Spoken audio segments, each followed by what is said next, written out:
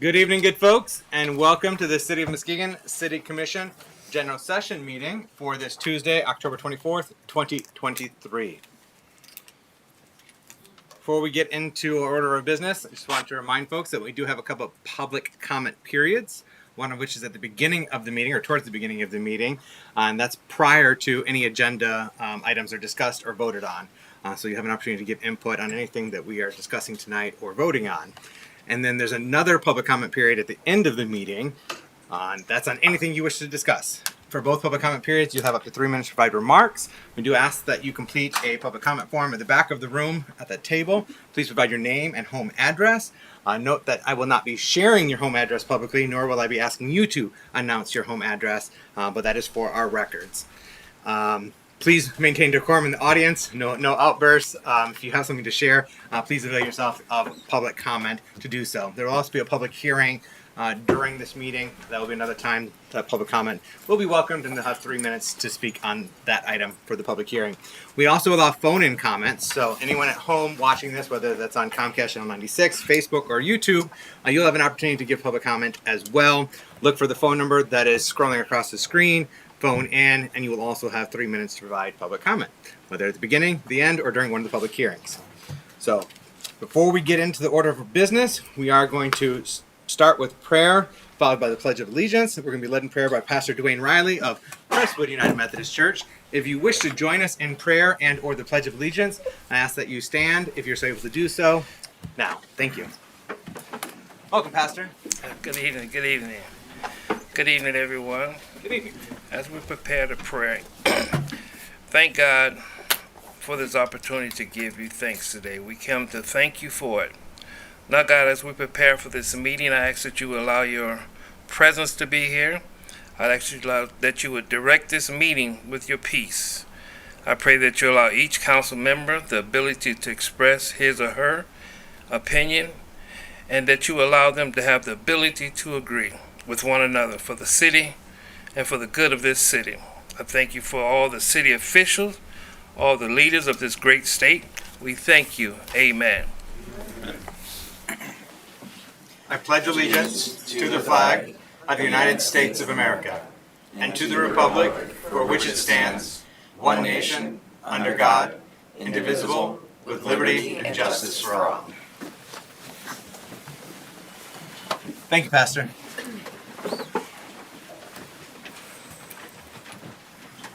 May we have roll call, please? Commissioner Ramsey, absent. Vice Mayor German. Here. Commissioner Gorman. Here. Commissioner Emery. Here. Commissioner St. Clair. Here. Johnson. Here. Commissioner Hood. Here. Thank you. First up, we have honors, awards, and presentations, starting with a resolution recognizing October as Domestic Violence Awareness and Prevention Month. And we have Commissioner St. Clair is going to be reading the resolution and presenting for consideration. Thank you. Whereas domestic violence perpetrators intentionally use a pattern of physical, emotional, sexual, psychological, and/or economic coercion and abuse to control their intimate partners, violating their dignity, security, and both psychological and physical well-being, and whereas domestic violence perpetrators cause significant and long-lasting trauma to countless individuals and families, and whereas when children are involved, domestic violence perpetrators' choices to be violent and abusive are parenting choices that are often have devastating and far-reaching adverse impacts on the safety and well-being of the children and the non-offending parents. And whereas in the 2022 Michigan State Police Incident Crime Report indicated that there were 1,311 domestic violence offenses committed by current or former intimate partners reported to Muskegon law enforcement throughout Muskegon County during the year. And whereas survivors of domestic violence are present in every community throughout Muskegon County, regardless of sexual orientation, race, religion, ability, age, and gender identity. And whereas the members of the LGBTQ+ community reported levels of intimate partner violence equal to or higher than those who identify as heterosexual, and whereas more than 4 in 5 American Indian and Alaska Native women and men have experienced violence in their lifetime, and more than 1 in 3 experienced violence in the past year. And whereas the Black community experiences domestic violence at disproportionately higher rates, with 45.1% of Black women and 40.1% of Black men experiencing intimate partner physical violence, sexual violence, and or stalking in their lifetimes. And whereas Michigan is committed to holding domestic violence perpetrators accountable, employing interventions to reduce the risk and harm to all victims, and as well as providing victims with the resources and support they deserve to enhance their safety and well-being. And whereas Domestic Violence Awareness Month provides an important opportunity to learn more about domestic violence and to demonstrate support for the numerous organizations and individuals who engage in advocacy, provide services, and offer assistance to victims. And whereas Domestic Violence Awareness Month is an opportunity to recognize the strength and courage of those currently surviving abuse, as well as to honor those who were murdered or harmed at the hands of their current or former partners. Therefore, be it resolved that the City of Muskegon Commissioners proclaim the month of October as Domestic Violence Awareness Month in the City of Muskegon and urge our citizens to observe this month by becoming aware of the tragedy of domestic violence, supporting those who are working towards its end, and participating in community efforts. I motion to recognize October as Domestic Violence Awareness Month. Support. We have a motion by Commissioner St. Clair, supported by Vice Mayor German. Thank you for reading that resolution, Commissioner St. Clair. I believe we have Jillian Pastor joining us from Every Woman's Place. Welcome. Thank you. October is a time for us to honor, recognize, and remember those survivors in our community. Every Woman's Place has been serving the Muskegon community since 1975. We started out just addressing the needs of women in our community, which we found was very much surrounded by intimate partner violence. Today, we have a 24-hour crisis hotline. We have an emergency shelter.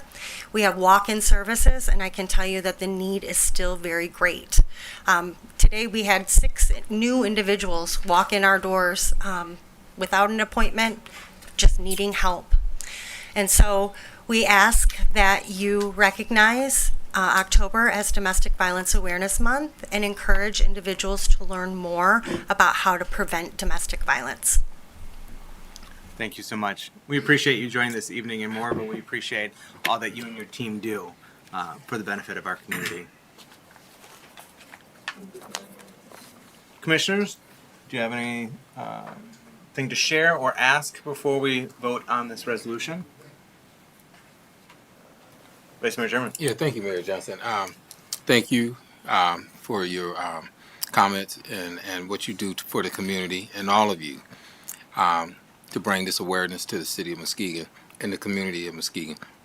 It just reminds me of one of our residents that comes in and talks about some of the abuse that has happened to her, and to enlighten the public and to make sure that people are aware of this. The work has to continue to be done, and I'm quite sure that you ladies will continue to do the hard work, and I commend you on the work that you're doing. So I just want to say thank you publicly and keep up the good work. Here, here.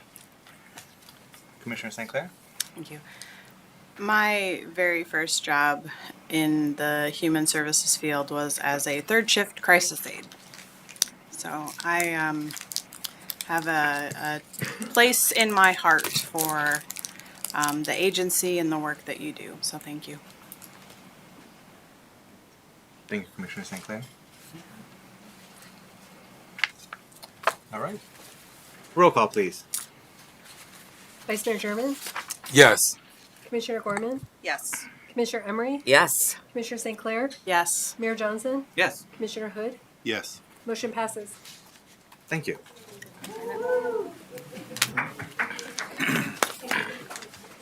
Yes. We can do a round of applause for that. Thank you again.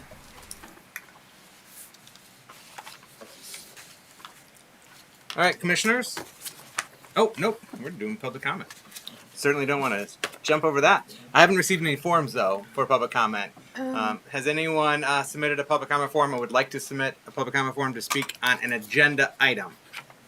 I do have a gentleman filling one out, but I'm not sure what it's on yet. Let me find out. It's an agenda item.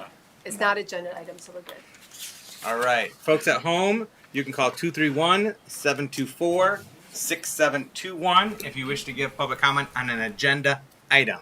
When you call in, please provide your name, and if you are a city resident, what neighborhood you might live in, whether it's Shelton Park or Nims or Lakeside.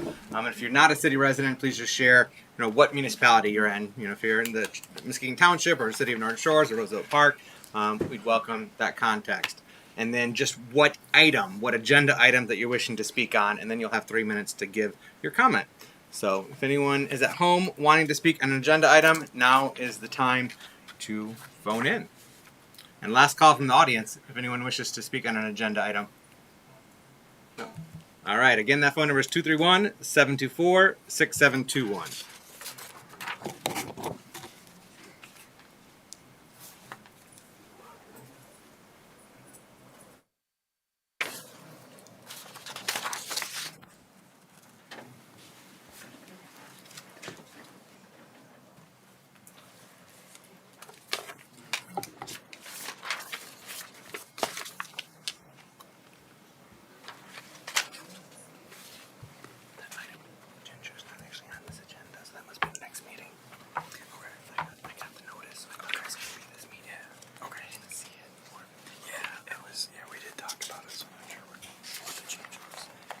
Any phone-in calls, Madam Clerk? No, Mayor. Nope. All right. We'll move on from public comment then. On agenda items, again, there'll be an opportunity at the end of the meeting for general public comment. Commissioners, you've had an opportunity to review the consent agenda. Are there any items that you wish to have removed for separate deliberation and vote? Vice Mayor German. Okay. Thank you, Mayor. Item 7B and item 7H as in hat, 7I as in icon. I think that's, and 7J as in Jack.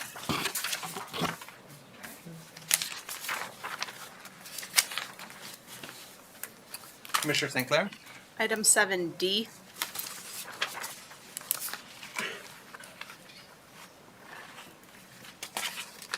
Any other items, commissioners? Commissioner Emery. Item 7C. All right. If there are no others, then I would entertain a motion to adopt the consent agenda as presented, minus items 7B, 7C, 7D, 7H, 7I, and 7J. So moved. All right. We have a motion by Vice Mayor German, supported by Commissioner St. Clair. Roll call, please. Commissioner Gorman? Yes.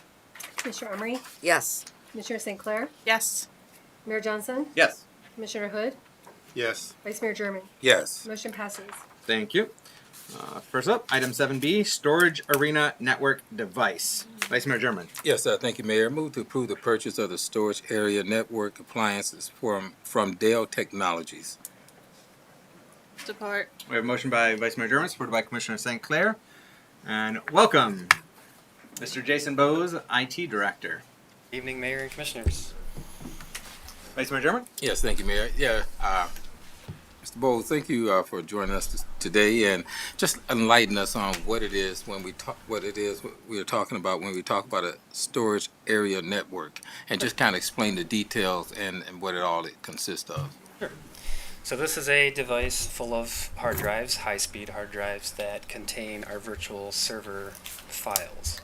So we have a system that is called compute, where you have processing power and RAM power. Those are servers, and they communicate with a SAN, the storage area network device, to read and write the files that the servers use. So all 50 of our virtual machines reside on this virtual appliance, this SAN. So think of it as just a bunch of really fast hard drives with really fast processing behind it, so it can read and write. Okay, and this is like a standalone individual that Yeah. connects to all the other servers. Right. Yeah, and what type of, I guess,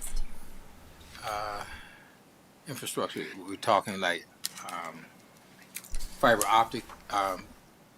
Yes. Yep. Infrastructure, High-speed okay. fiber optic High connectivity. speed, Yes. okay. Yep. Mm-hmm. Okay. Yep.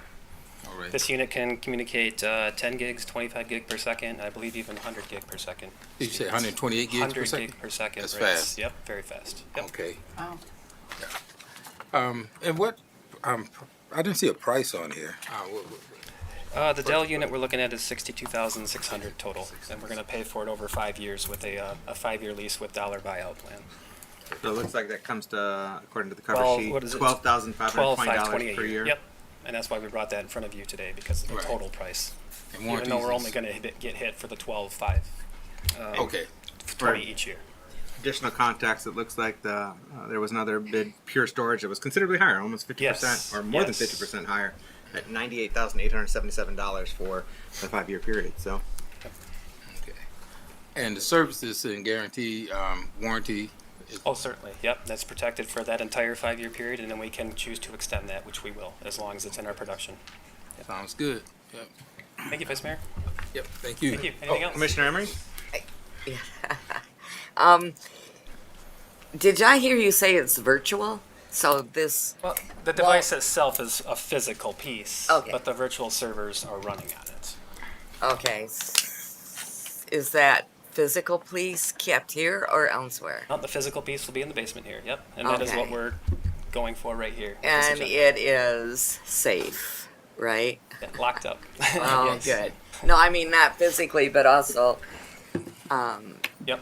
There are technologies with this Dell unit in particular that I can protect my data Yes. within the device. Yep.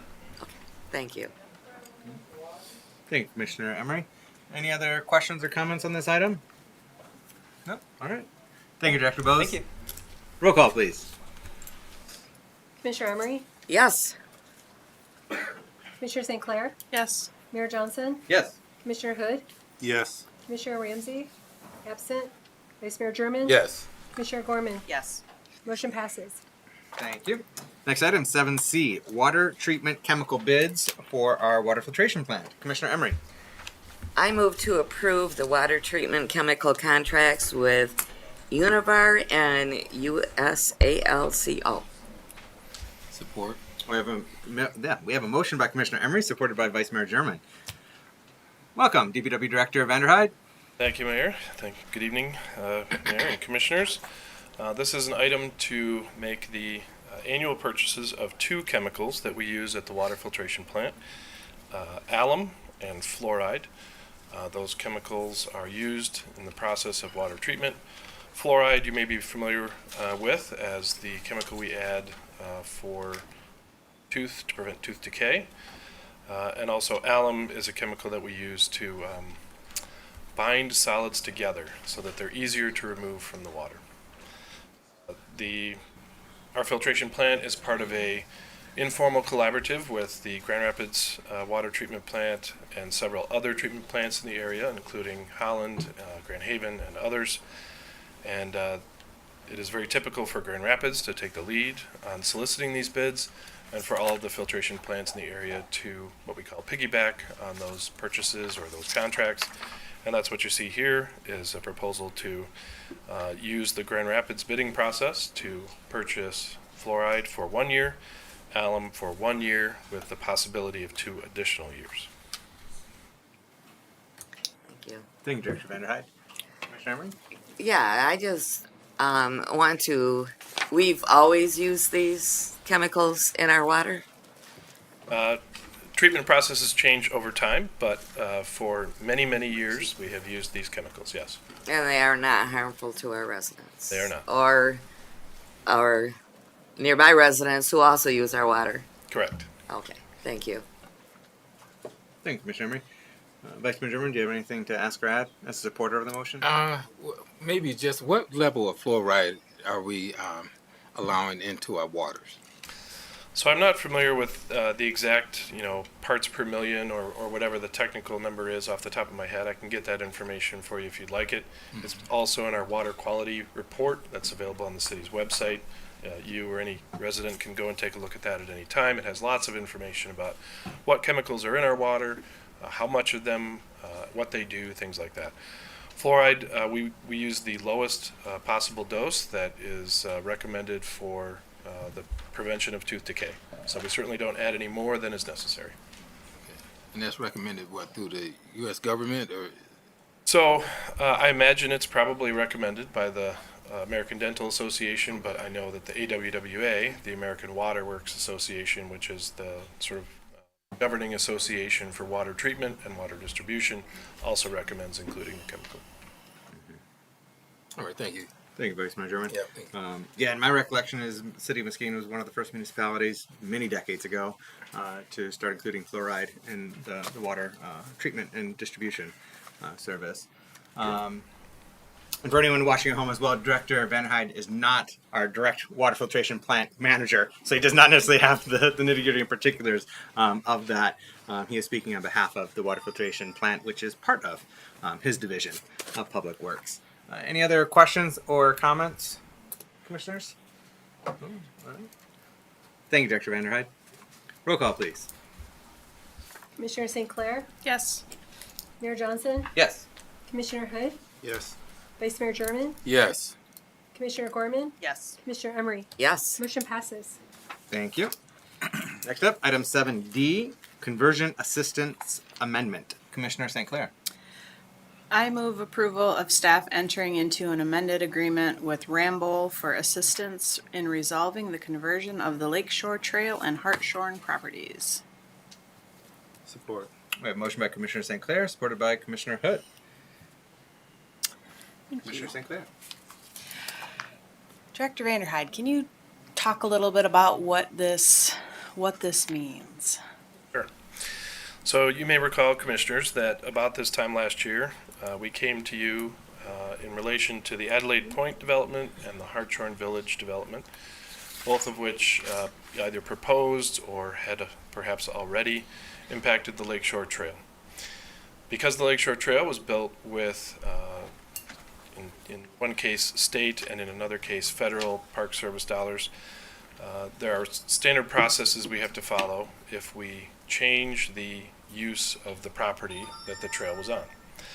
So we engaged with the DNR as a part of those developments. We hired a consultant, Ramboll, in order to help guide us through the process called conversion, which is a process whereby we secure the Department of Natural Resources approval and, in one case, concurrence from the Federal National Park Service that the land swap or the future location of the Lakeshore Trail will be acceptable to those agencies.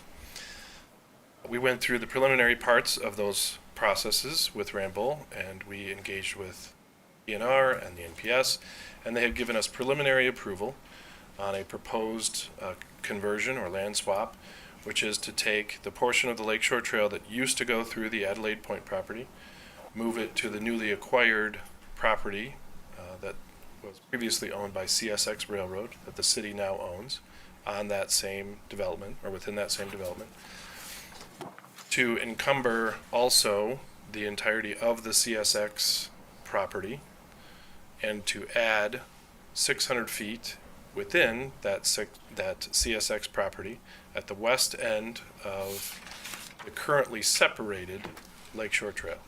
So the Lakeshore Trail goes all the way out to the beach, as we know. However, for a portion of its travel, it is separate from the road. It runs either next to or near the CSX property already, up to Grand Trunk, our boat launch on the south side of the lake there, across from the Lakeside Business District. Just west of there, there's a 600-foot stretch of property that the city has acquired as a part of the CSX purchase. That runs behind the properties that front Lakeshore Drive, just as the trail does currently. But the trail in that portion actually runs directly adjacent to Lakeshore Drive. In fact, it's in split bike lane facilities rather than a separated trail. So as a part of the accepted conversion, accepted by the DNR and the National Park Service, we're going to have to extend the separated portion of the Lakeshore Trail in that last or westerly 600 feet of the CSX property. So the changes to the Lakeshore Trail after this process is complete and finally approved, which this item before you tonight will authorize the consultant to help us do. The trail will run in Adelaide Point on the city's newly acquired CSX property. It will stay in its current location from there all the way west to Grand Trunk, and from Grand Trunk west 600 feet it will be its own separated trail again, or newly separated trail for another 600 feet, and then we'll go back to its current state of a separated bike. Again, we've gotten preliminary approval for that, and this item is to secure the remaining services that the consultant will have to do in order to make the approval permanent. That includes things like environmental approvals, appraisals, actually a review, essentially a second appraisal of the appraisal to make sure that citizens of the state of Michigan who helped pay for that trail, and all, of course, by extension, Muskegon residents and citizens will get their quote-unquote money's worth out of this transaction. Thank you for that very thorough answer. Requires a bit of background. Thank you, Commissioner St. Clair. Any follow-up? Any other questions or comments, commissioners? Just a clarifying question, or just to confirm, because I heard earlier talking about replacing the Lakeshore Trail, and with this, I just want to make sure that everyone at home, because this is a very sensitive subject, people care very deeply and passionately about our Lakeshore Trail, and so I want to make sure that it's clear that we're not removing or replacing the Lakeshore Trail, that the Lakeshore Trail is moving, but it's moving closer to the waterfront. It's still going to go hug the shoreline through the Adelaide Point property. We're just going to have an additional trail as part of this conversion process. Is that, am I understanding that correctly, Director Van Hyde? Yes, so the Lakeshore Trail, as it's known by the DNR and the National Park Service, will actually be what we here in Muskegon will know as the bypass. That will be the encumbered, or in other words, the grant-funded portion of the trail at that point. Portion that goes out through the Adelaide Point development near the shoreline will be an additional, public amenity that the developer has granted the rights to the public to, although it is not recognized as a part of this transaction by the DNR and the National Park Service because it doesn't meet some of the requirements that they have, like 14-foot wide clear zones and various other things like that. But it will be fee simple city owned.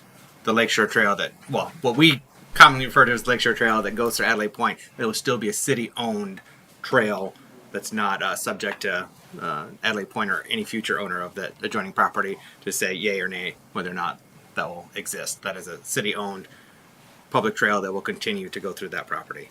Is that correct? The city will own the underlying property. There will be, essentially shared use agreements or easements back and forth, right, allowing certain things To cross. and such. But yes, the city Okay. will be the owner of the underlying property. City will still own the trail and it will still be publicly accessible. Okay, just wanted to make sure that that's understood. There's no confusion because, like I said, it is something that is of concern and sensitivity to our community. So thank you for clarifying. All right, roll call, please. Mayor Johnson, Yes. Commissioner Hood, Yes. Vice Mayor German, Yes. Commissioner Gorman, Yes. Commissioner Emery, Yes. Commissioner St. Clair. Yes. Motion passes. Thank you. Next item, 7H, request to rezone 162 East Apple Avenue, 170 East Apple Avenue, 974 Spring Street, 971 J Street, and 151, 157, 171, and 181 Allen Avenue. Vice Mayor German. All right. So moved on that. So moved. Yep. Yeah. I move to approve the request for the rezoning of 162 East Apple Avenue, 170 East Apple, 974 Spring, 971 J, and 151, 157, 171, 181 Allen form-based code neighborhood core. Support.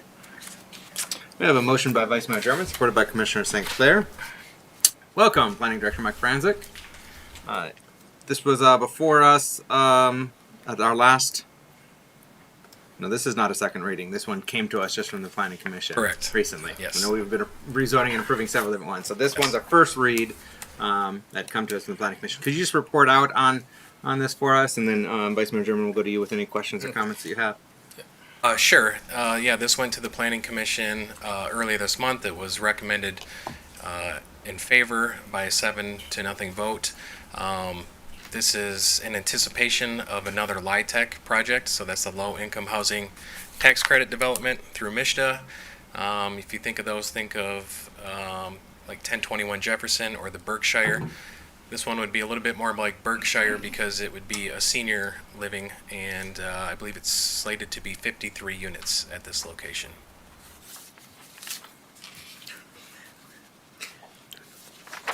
Thank you. Vice Mayor German. Yes, thank you, Mayor Johnson. Thank you, Director Franzik.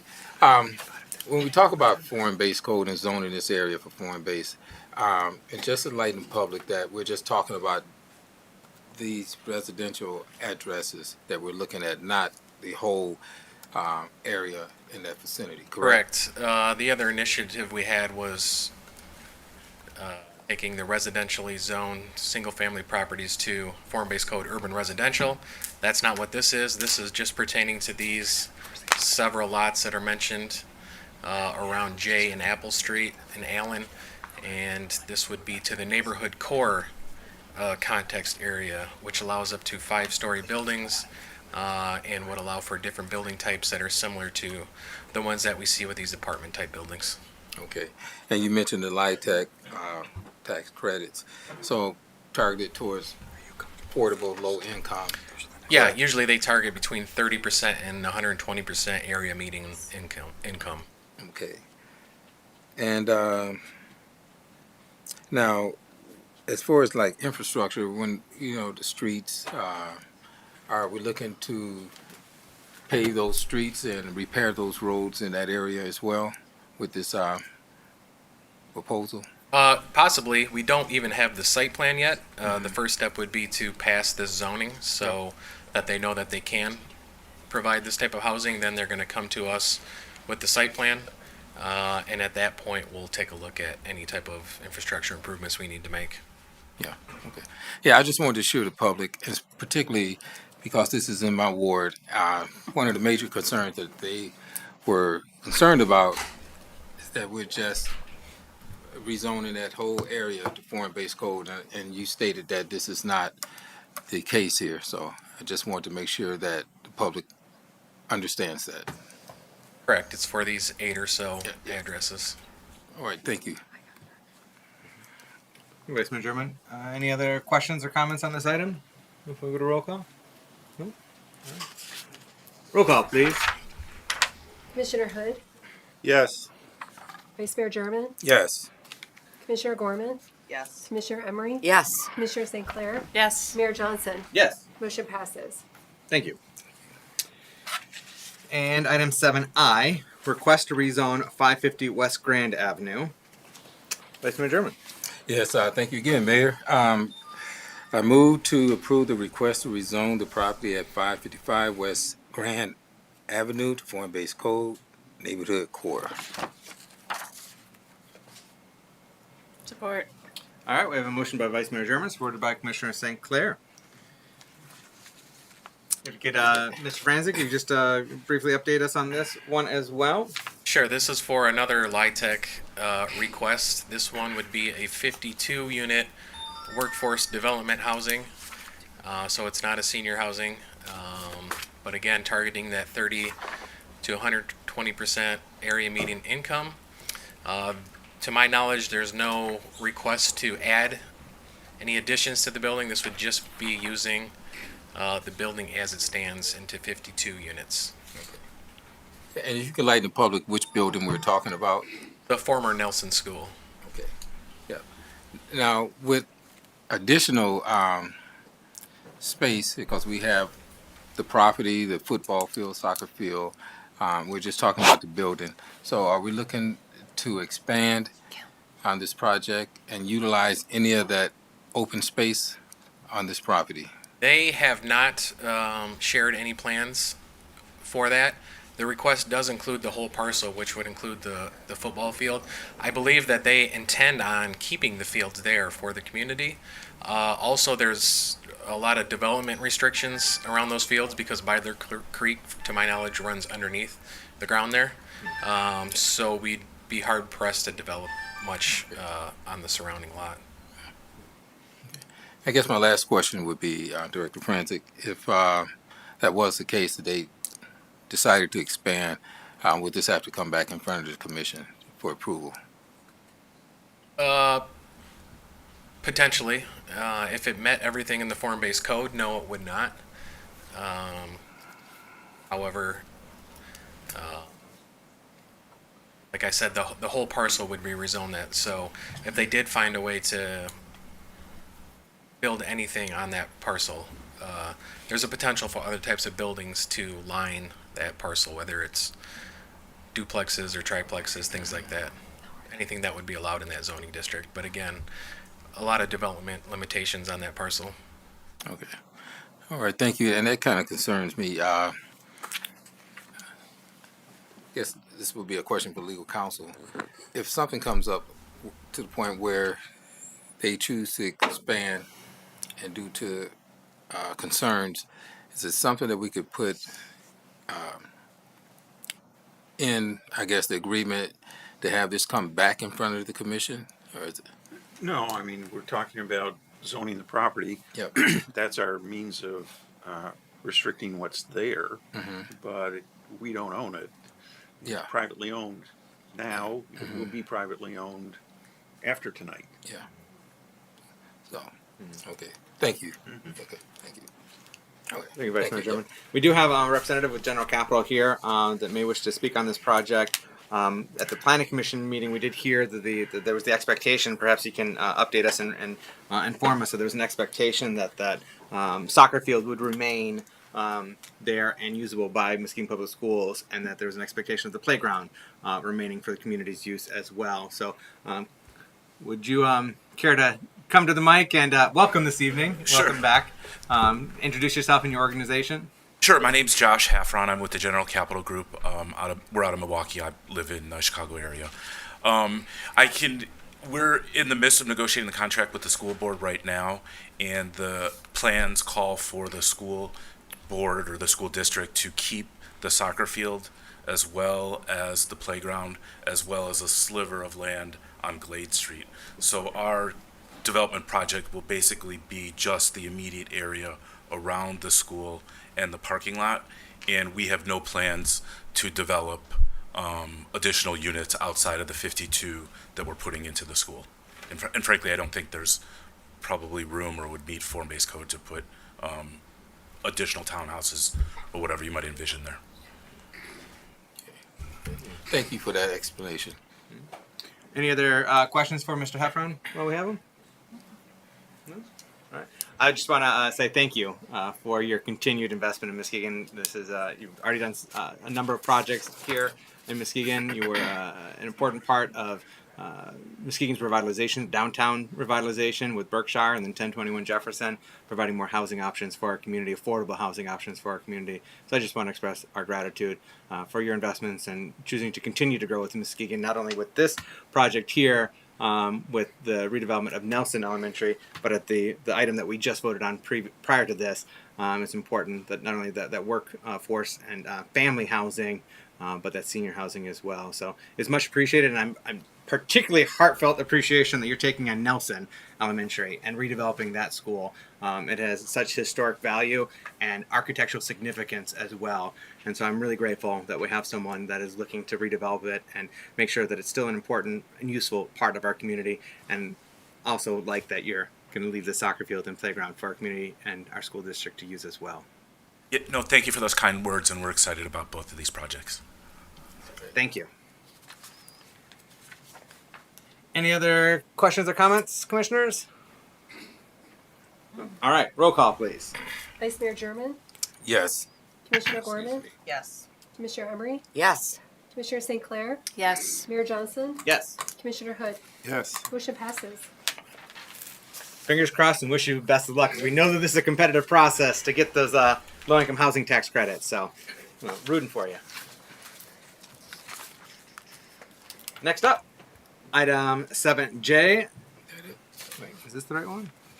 Oh yeah, this is now we're in the pilot portion of this. Item 7J, General Capital Spring Street Senior Housing Contract for Housing Exemption Pilot Development Services.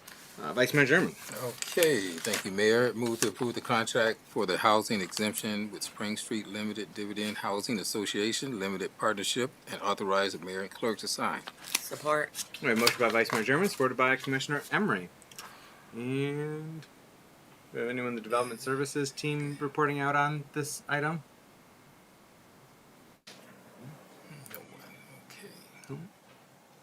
All right, well, we'll take this. Oh, there we go, our city manager. I was like, I can probably speak on this well enough, considering we did have this at a work session earlier this year. This is a new ground for us. We've done a number of payment in lieu of taxes agreements, which are a prerequisite for any of these developers that are wishing to do low-income housing tax projects to get the credits. They need the local municipalities' buy-in. And this demonstrates our buy-in, and it helps assure their cash flow pro forma works for the project as well. And then they'll go after tax credits, federal tax credits that are distributed through the state, and it is a highly competitive process. But you did it well, sir. Okay. I was like, do you have anything to Good add, job. No. Mr. Manager? No. So, I guess I would add, we did have a work session item on this earlier in the month where we went various pilots and the need and the rationale behind those. So, and this is just one of the three, and it's also paired with a MSA. So that specifically goes to pay for essential services like police and fire.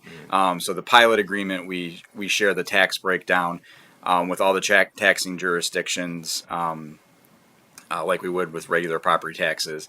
The municipal services agreement comes directly to us. So. And that was approved in a different action. Okay. Yep. Excellent. Vice Mayor German, any questions? No. Thank you for the explanation. Yep. Sorry for my tardiness. Well, I just wanted the public to know how this works. So, thank you. Any other questions or comments, commissioners? All right. And just also as reminders, it was mentioned this is a competitive process. There are limited tax credits available.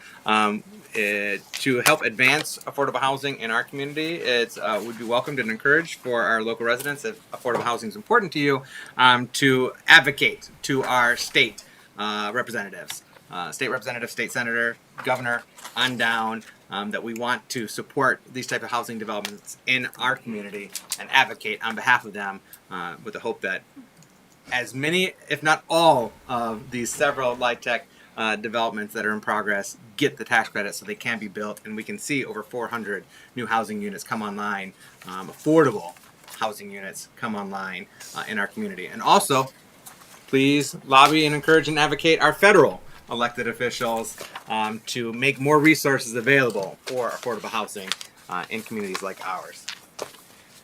Roll call, please. Vice Mayor German, Yes. Commissioner Gorman, Yes. Commissioner Emery, Yes. Commissioner St. Clair, Yes. Mayor Johnson, Yes. Commissioner Hood. Yes. Motion passes. Thank you.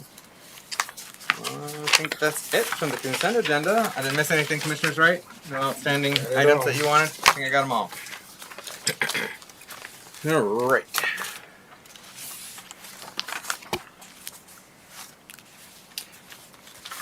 And then public hearings for pro housing grant.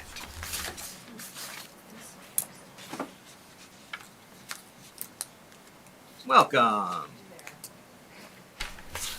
I am Stevie Parcell. I'm the Grants Program Coordinator for the CNS Department. And essentially what we're here to do today and throughout the month of October is to seek public comment for our pro-housing grant application. Essentially, we're requesting $10 million, which is the maximum award available, to invest in affordable housing preservation and production, as well as home buyers assistance to allow people to purchase existing properties or ones that are built with these funds. Informed by the recent housing needs assessment, the following is what we've proposed. So we're looking for 3.5 million for a housing preservation fund, and that's to support affordable rental unit rehabilitation as well as owner-occupied units. $6 million for the to finance the construction of new units or rehabilitate vacant units. And then $500,000 for the homebuyers down payment assistance. We're accepting public comments today in this hearing, as well as by phone, email, on a web form. It's pinned on our website, so all of that is available through October 29th, and then October 30th. As long as the internet still works in the world, we will submit the application with any edits that come from those public comments. So. Thank you. Yeah.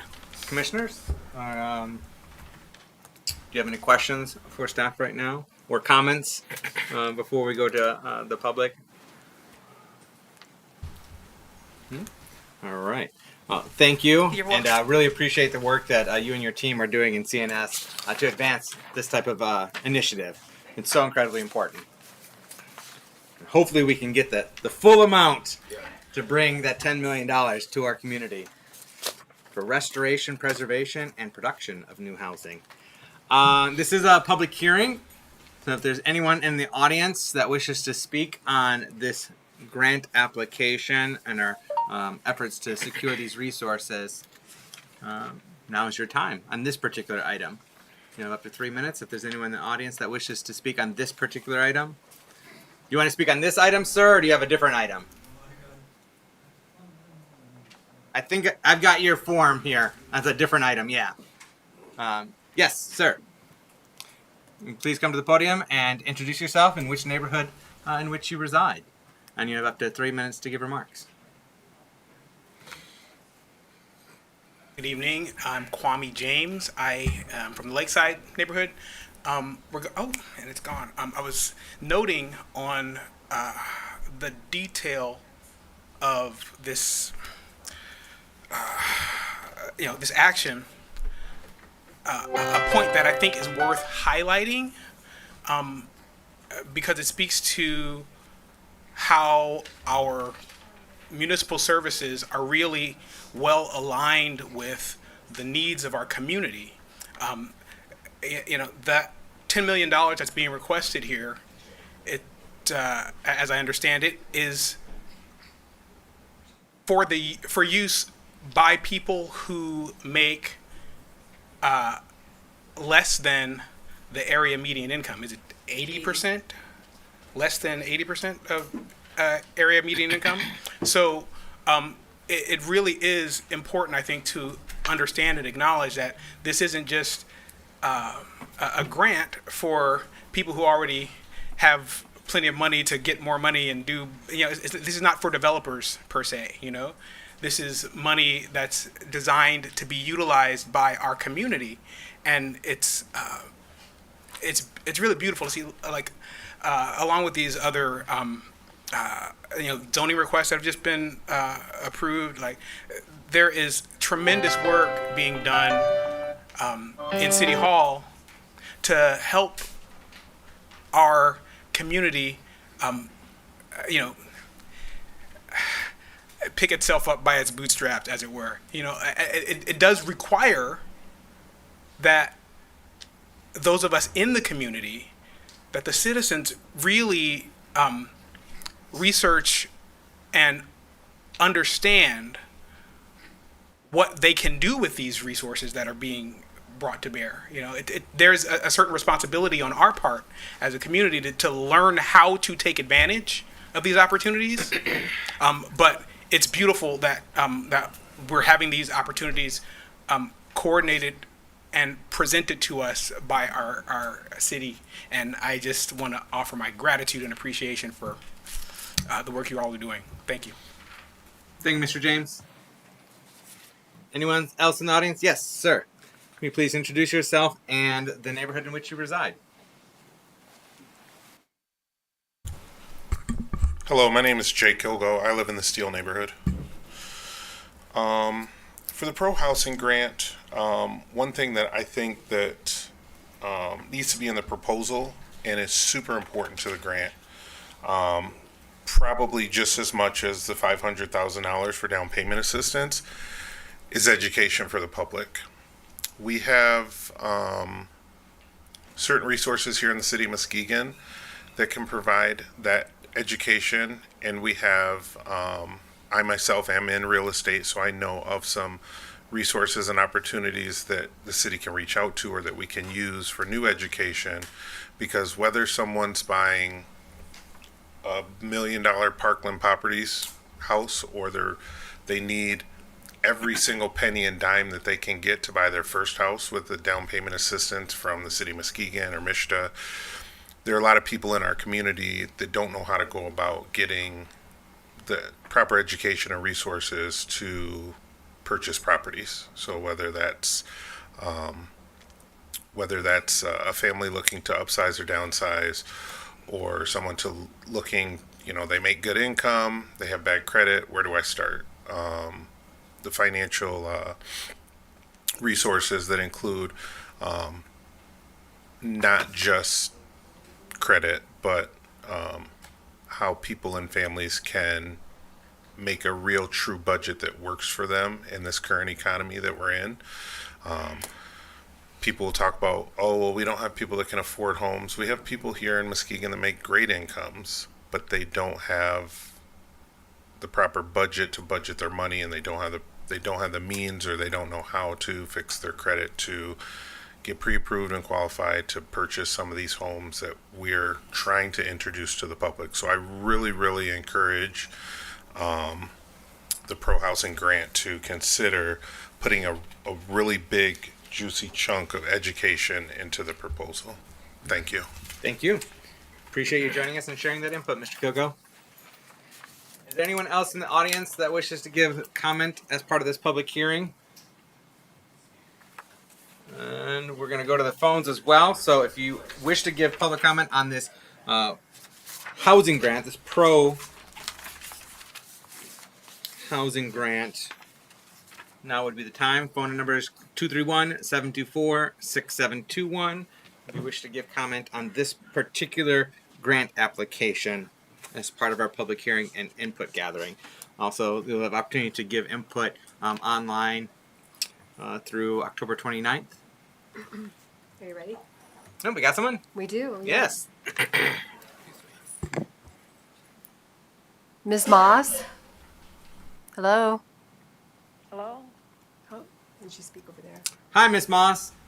Hello, how are you? Doing pretty well. Thank you for calling in. You have up to 3 minutes to provide your remark on the Pro Housing Grant application. Okay. This is Georgia Moss, and I'm the precinct delegate for Ward 4. My comments are sometimes the grant process could be cumbersome.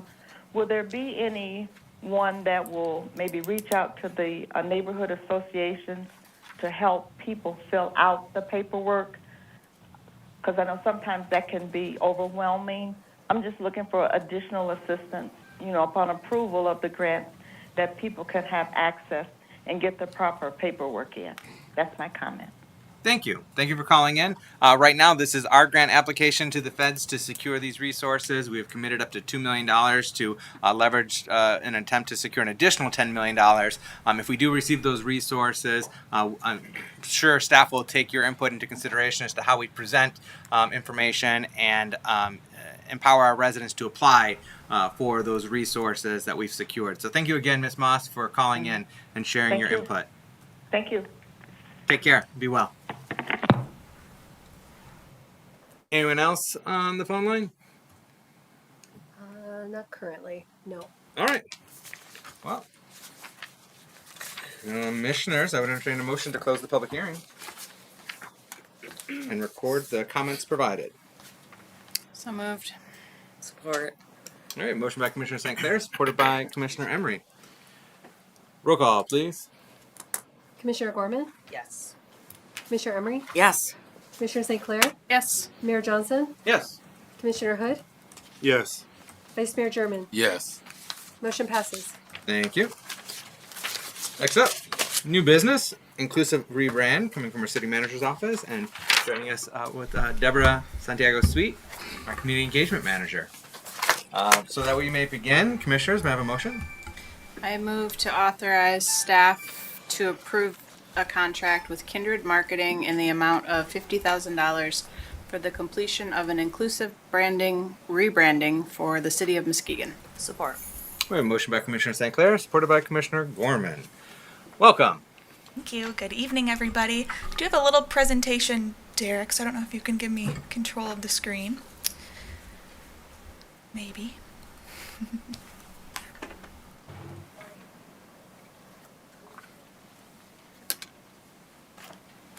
Sometimes it takes a second.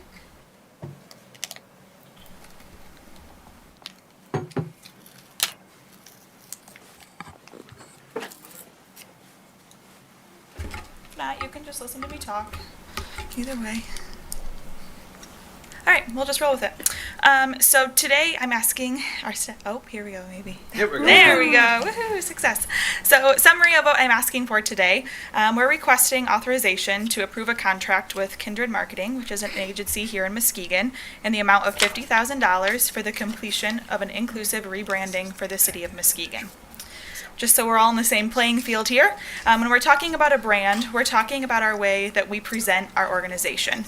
Something that makes us instantly recognizable to our residents, to our visitors, to our neighboring towns, and really to our entire audience. It's the city of Muskegon's image and our reputation. A strong government brand really sets the tone for your community. It's known as a trustworthy source of information and support for residents and visitors. It provides consistency for residents, and it really gives our municipality an identity in our community. So you guys might be like, Deborah, why do we need a new rebrand? We have a logo. Well, we've never had a actual brand. We've had, as you can see here, a couple variations of logos with some taglines that have been used as seals through the past couple of years and decades, but nothing has ever been defined on consistent communication material for our residents, which can often lead to confusion. A little bit of history. Our current logo, which is this one over here on the right-hand side, was created several decades ago. That does not have any sort of brand kit, brand guidelines, fonts that we should use, colors, variations, why, when and where and how we use our logo, or any of that information. And then some of you may remember back in 2015, the city embarked on a similar journey to create a new logo for the city. And ultimately there was no consensus logo that was selected. So we reverted back to our current logo and supplement that with the Watch Muskegon brand, which you can see behind Mayor Johnson. So the real purpose, or my real purpose of one reason that I really want to do a rebrand is to build trust with our community. One of the most important things that we can do is to be consistent for our residents. So that means that all of our information, whether it be commission packets, event information, events out in the public, seeing our name tag, seeing our vehicles out in the community, that everyone sees the same visuals and the same consistent message, so there's no confusion or less confusion than there is now. I know this is important to you guys because this initiative aligns specifically with our strategic goals. So this is our goal 3 of our vision packet, which is community connection. It's creating an environment of mutual respect and trust between local government and the community we serve. I feel that this accurately displays what we're trying to do here. In addition, you can see some of the focus areas under this goal are enhanced internal and community communication. We will have a brand guideline that tells us the rules of how we can communicate and ensure that everything is consistent. Again, if people feel more trust and more respect for the community and our government, hopefully they'll increase public participation as well. And then deep dive into these goals, one of the action items here is to update and implement our internal communication policies, which is definitely hitting the nail on the head with a rebrand here. So why do we need a rebrand? Currently, we're not consistent. This causes confusion and instability in with our neighbors. This is a collage of different marketing pieces that I saw throughout the city just yesterday. And in general, I've counted over 19 different logos that are being shared in the community, from DPW to water filtration plant to farmers market, etc. So we need some sort of one thing that people can look for. This is a budgeted expense. We do not need a budget amendment for this. In addition to the $50,000 that we're asking for this contract, there's also $10,000 budgeted for this fiscal year to begin launching the brand, which is up until July. And then the contract requests a rollout plan, including a tentative budget, that will help us budget for the next fiscal year for implementing the new brand throughout the community. A summary of the timeline that we've been working with. In August, we put out an RFP. In September, received a total of 5 submissions. Today is October 24th, and we're bringing it to you at a commission meeting.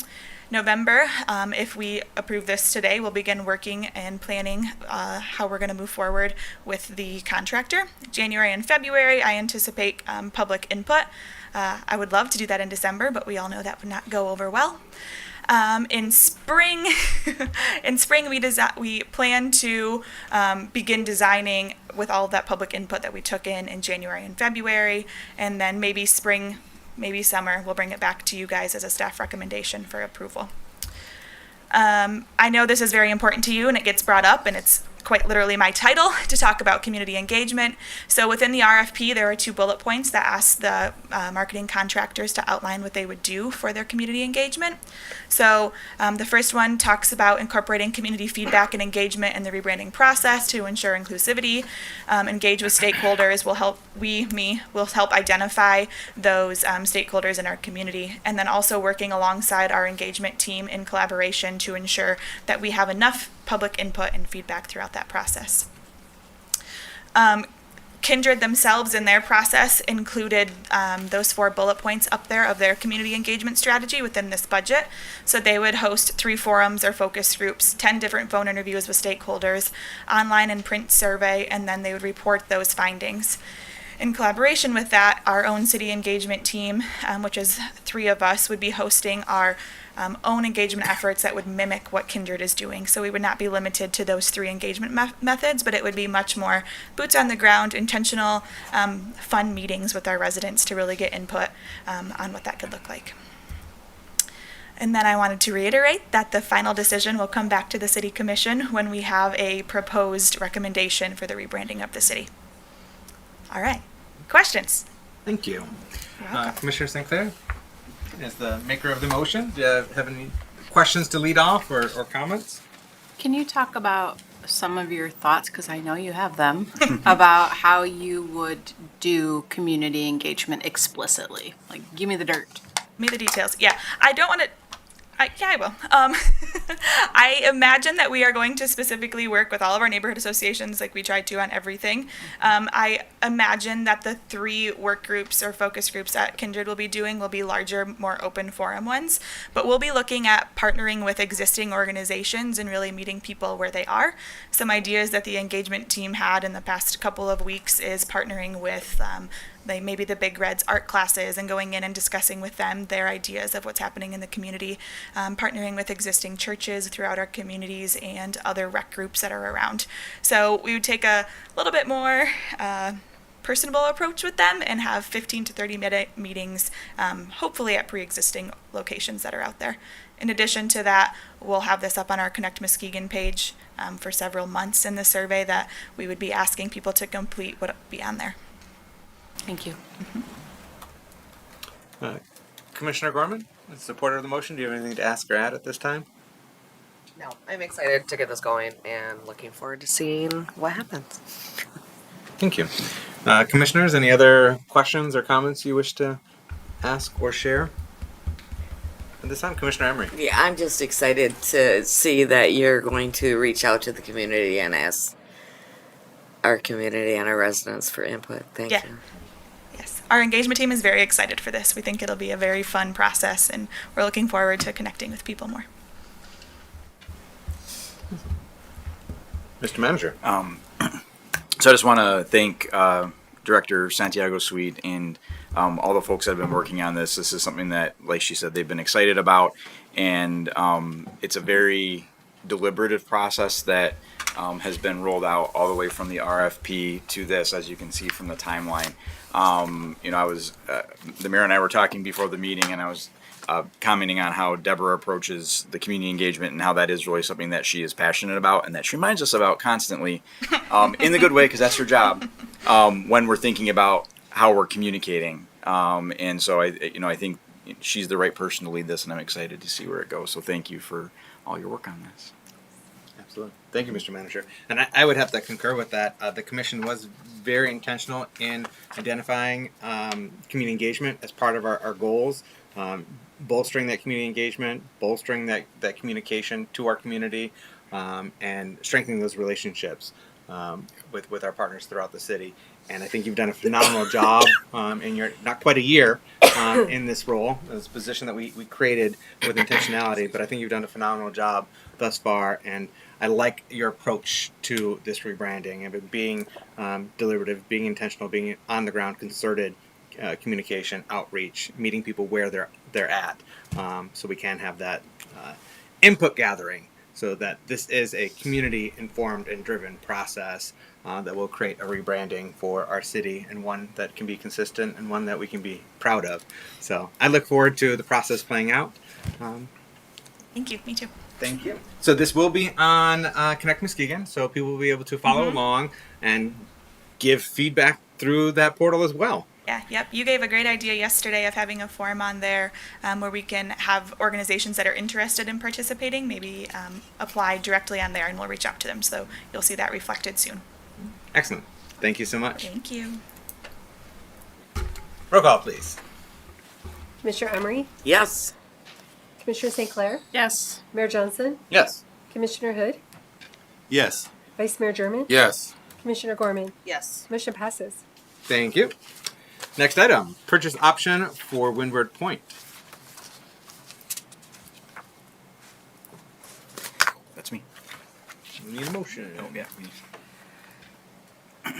I move to approve the option agreement between the City of Muskegon and Parkland Properties as presented and authorize the mayor and clerk to sign. Support. We have a motion by Commissioner St. Clair, supported by Commissioner Emery. Mr. Manager. Yes. So during the PUD development for Windward Point, one topic that came up was public access to Muskegon Lake and how those various parcels that are within the PUD would interact with one another. It was suggested during the review process that the city look at a purchase option. This isn't requiring us to purchase, but it gives us the option to purchase up to 10 lakefront parcels. That would be, if you took Lincoln Street all the way out to the lake, which the development will, there will be a parklet at the end of that, and this would be to be purchasing parcels on either side of that. The beauty of these 10 parcels is that on the west side of the end of Lincoln will be a dog park. On the east side will be a, I want to say old growth forest, but it'll be a mature tree park. And these parcels will connect that in an arc, so you can walk through the large growth trees that are there, cross the road, do an area along the front of Muskegon Lake on the north end. This is pretty much at the apex of the development on the north end there, so you'll get good views up and down the lake, and then you can come back down over to that dog park area.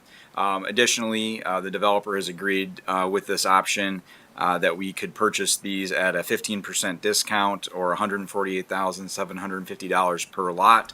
And we would have 2 years on this option from the time of closing between the current owners and Parkland Properties.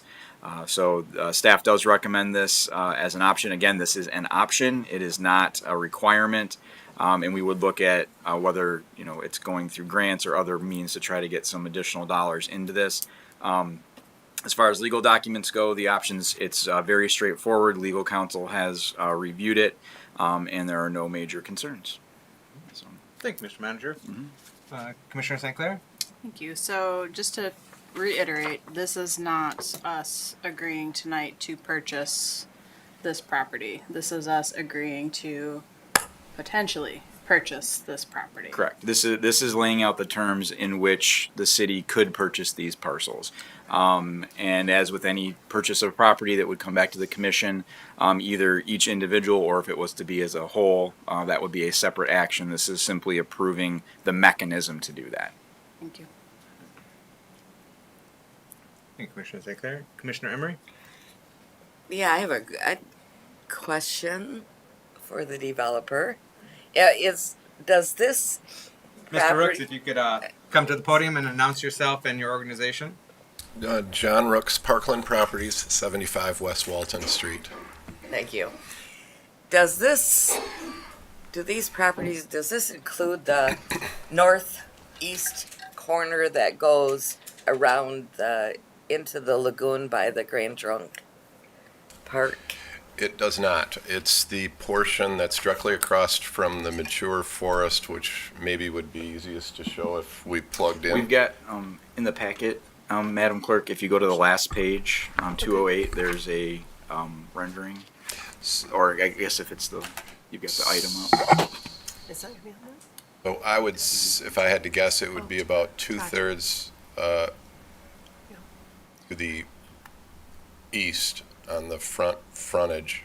Yeah, that one. Okay. From the far left corner of the property to the far west corner of the property to the far east corner. Okay, so that is a ways away. Yes. Okay. Is it possible for us to have that option too, that corner? I think that's the corner where we have our clubhouse and pool and restaurant and event center. The far east corner. Oh, the far west corner. Yeah, that's the west side. She's speaking of P12, near P12, the waters, the boardwalk that juts out. That's in the PUD presently. I believe that's what you're speaking to. Is Yes. That area northeast. Yes. Northeast area on the other side of Grand Trunk. On the other side of the Grand Trunk Lagoon?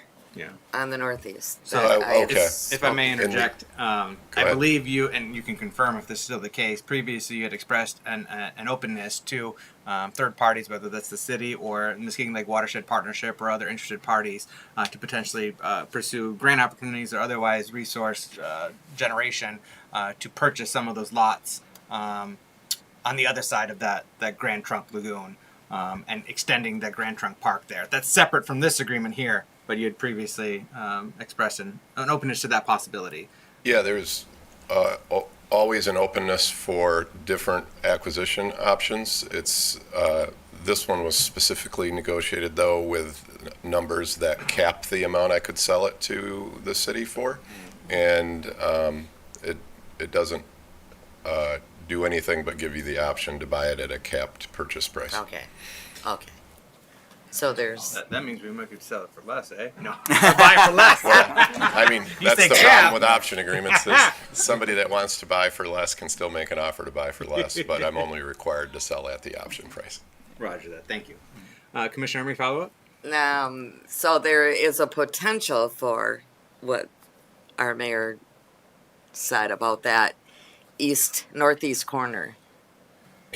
And when you say corner, other than houses depends. being built there.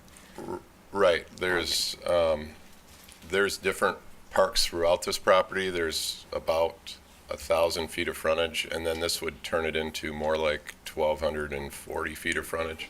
It increases the amount of park property. The other parks, I'm providing, all the environmental cleanup and the street improvements. At my own expense, these would be the lots that would be purchased at the 15% discount on what we estimated the market value to be. And when we picked the market value, we actually, we used the average of all the lots, but yet these have some of the premier views where some of the lots you compare these to are going to be less valuable by quite a bit because they don't front the water. They instead front the wetlands closer to Lakeshore Drive. Okay, thank you. Yeah, thank you.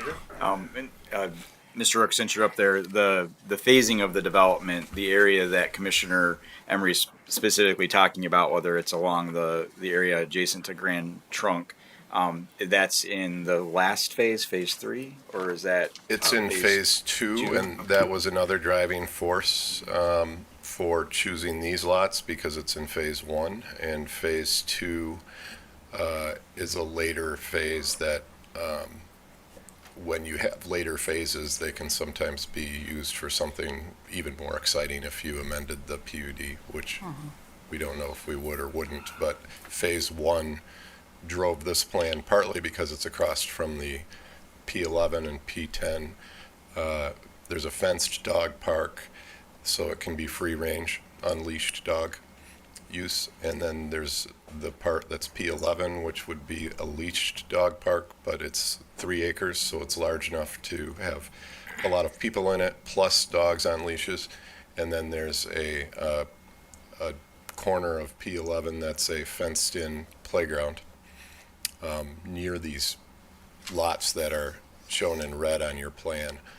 And it makes it all contiguous, and I think that was the other driving force of this decision. And the idea is that it also enhances the view corridor as you look all the way from Lincoln, where it is now, as you come down the hill, and you get a bird's eye view of this property, and then you look down the corridor and you see across, and then you see into this larger, wider park than was originally shown as P9. Okay, thank you. Thank you. Any other questions Appreciate it. or questions for the developer? Vice Mayor German. Yeah, just more of a comment for me. Thank you, Mayor. Mr. Rooks, thank you for taking on this initiative and this project. This is something that, as a freshman commissioner when I came on, one of the questions was, what do we want to see with the old SAPI plan? And that was 12 years ago. Now we're here with a potential developer to take on this task, so I commend you and wish you the best on this project. Did get a chance to talk with you and actually view the site. And one of my major concerns was, as it was 12 years ago, the water safety and the contamination on that site. And I don't know if this is the right time to talk about that now, but could you just kind of give the public some insight and some direction on what it is that you're looking to do to ensure that this development is going to be handled in the correct manner to protect citizens from any type of contaminants and their water usage? Would that be appropriate? The developer is certainly welcome to respond to that, to answer that.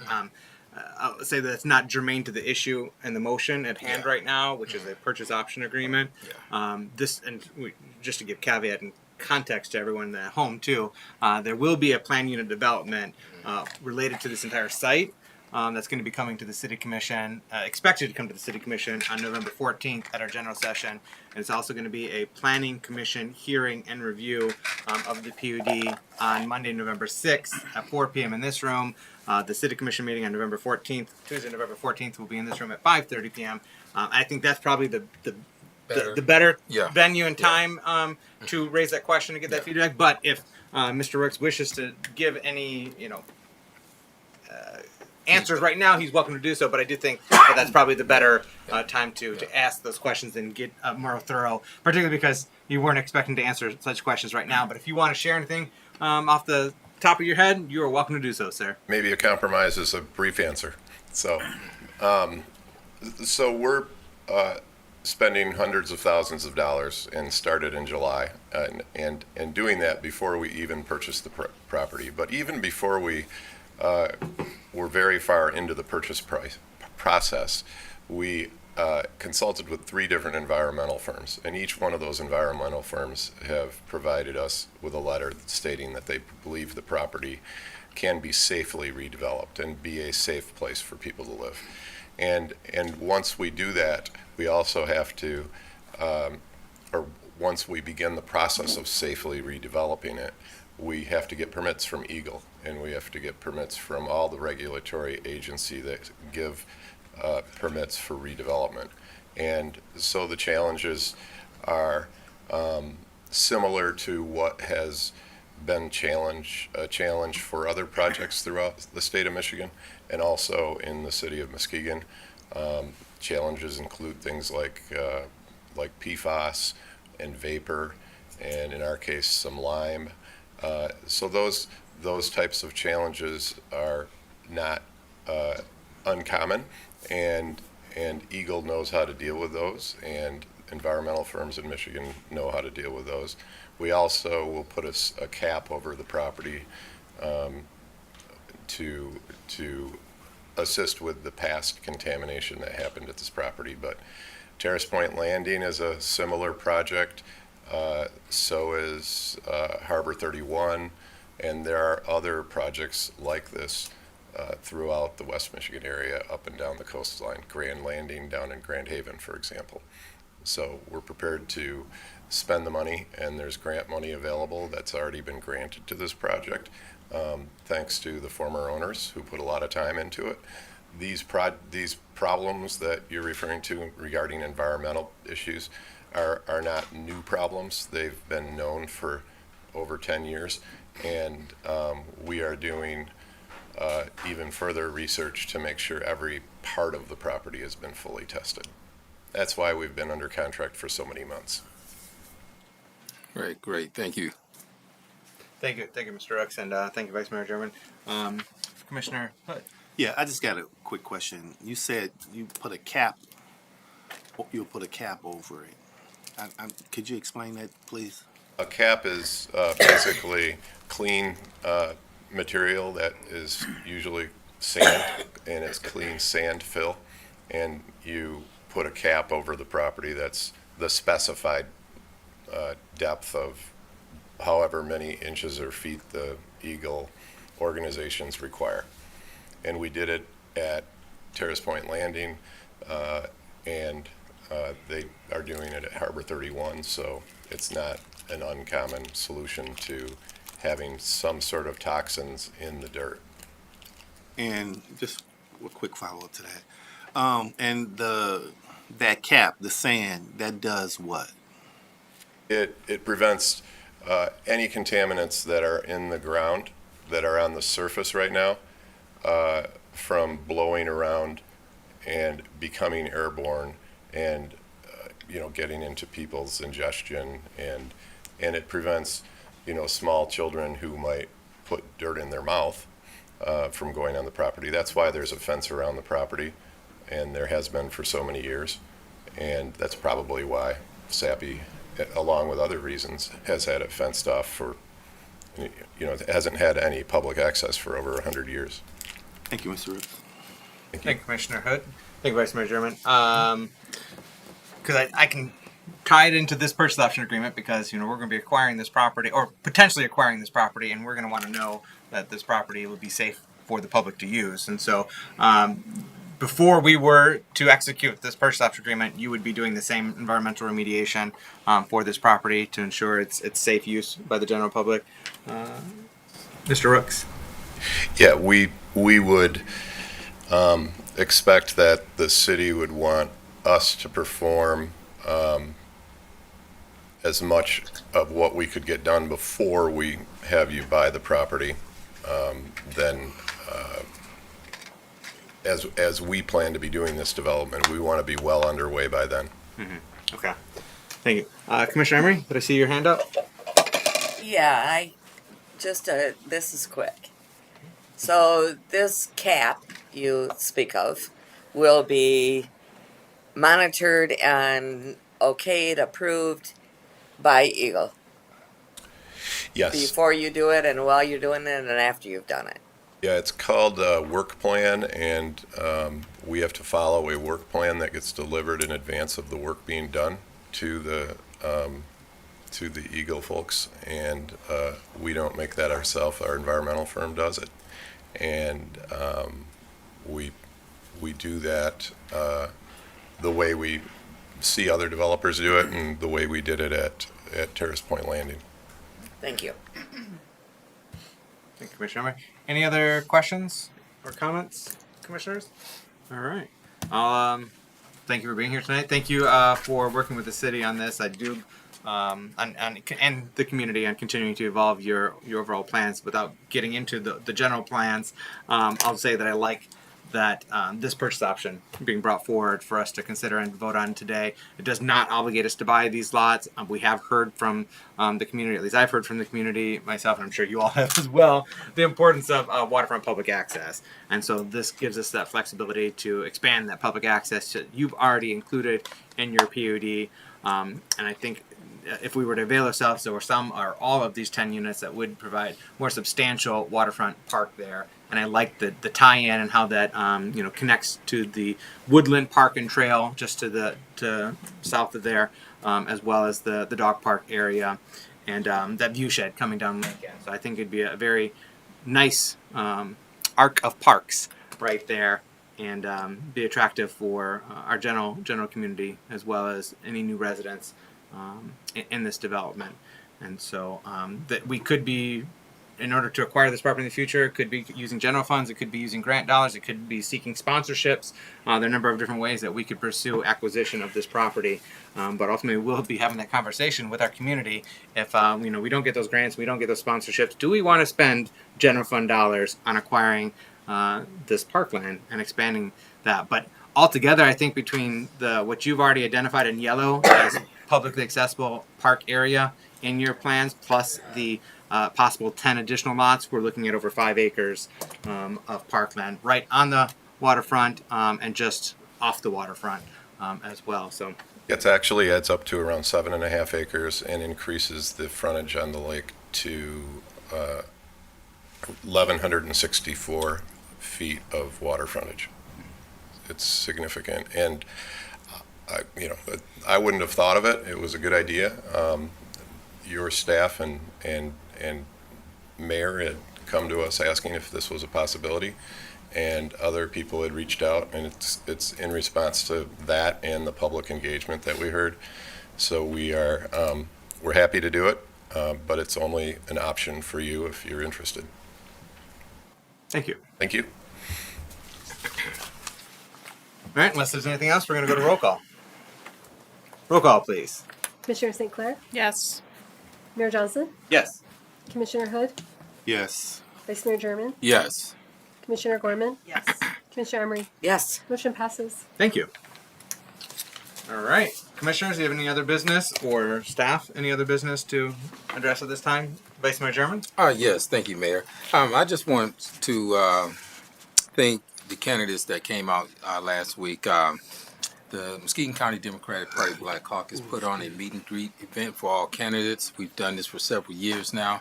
I want to thank Commissioner Emery. She showed up, and candidate Destiny Keenan.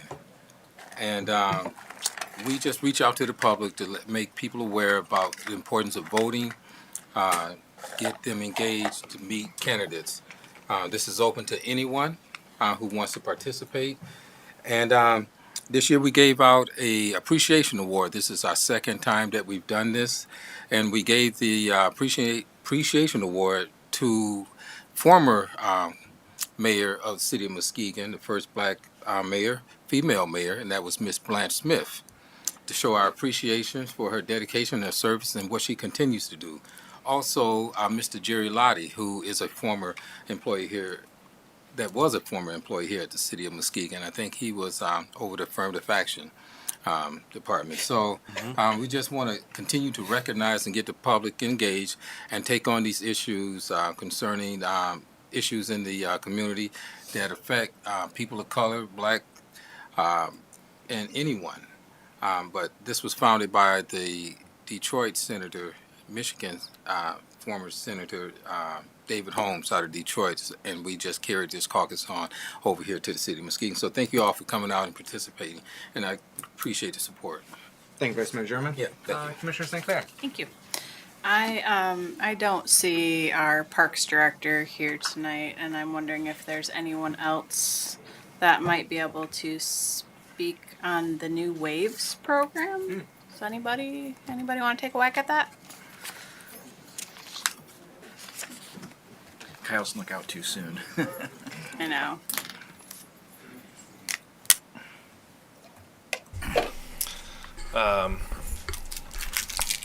I can say that our recreation department has been working hard on a bunch of new initiatives. Waves is one. don't recall what the acronym stands for, but it is a program. Wellness, activity, vitality, and enrichment. Wonderful, thank you. Yeah. It's a program for seniors at our community centers to get them out, get them active, get them meeting people, and information should be available on the city's website. I have one question that was posed to me, and I didn't know the answer. Is it only for City of Muskegon residents? Are we carding people at the door? I can answer if you want. Yeah. Sure, go for it. Talked to Director Korcheski about that, and as well as the age. So there's a suggested age, 55 and older.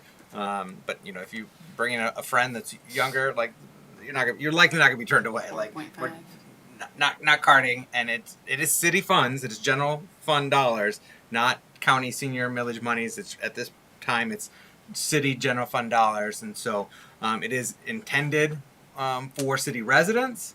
But again, if you happen to have a friend or a family member in a neighboring municipality that you want to come with, we're not going to turn you away. But it is geared towards and intended for city residents, City of Muskegon residents age 55 and older. All right. Thank you. Commissioner Hood. If it's not out of line, I'd just like to thank Jay Kilgo for coming to our meeting today. And if you see him in our neighborhood, Ward 1, don't be afraid. He's just introducing himself to the neighborhood. Thank you. Thank you, Commissioner Hood. Any other items for any other business? Nope. Okay.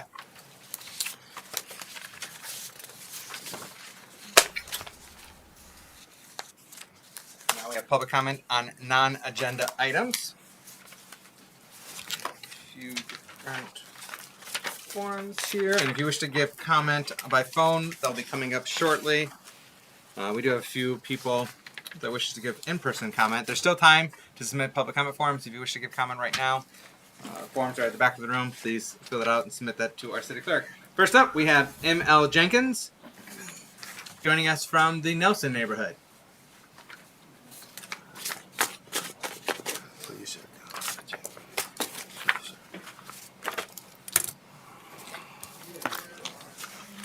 Welcome, sir. You have up to 3 minutes to provide your remarks. Okay, greetings, Commission, Mr. Mayor, and commissioners and audience. Actually, got me down here was the project for Nelson repurposing. I didn't get a chance. You guys made your decision, but I had a concern about General Capital's ability to pump, just how much money they're willing to pump into this development, because that's a massive building. Seems like it's going to be a heck of a cost to that. And I hate for it to end up being like the Shaw Walker development, where you do part of it and just kind of start lagging, because we've had the Shaw Walker building down there. They did like one end of it and then it just stopped, and now it's just an eyesore on the other side. And I just wanted to ask that you assure General Capital has the financial wherewithal to do whatever they're proposing to do. Then there's another thing.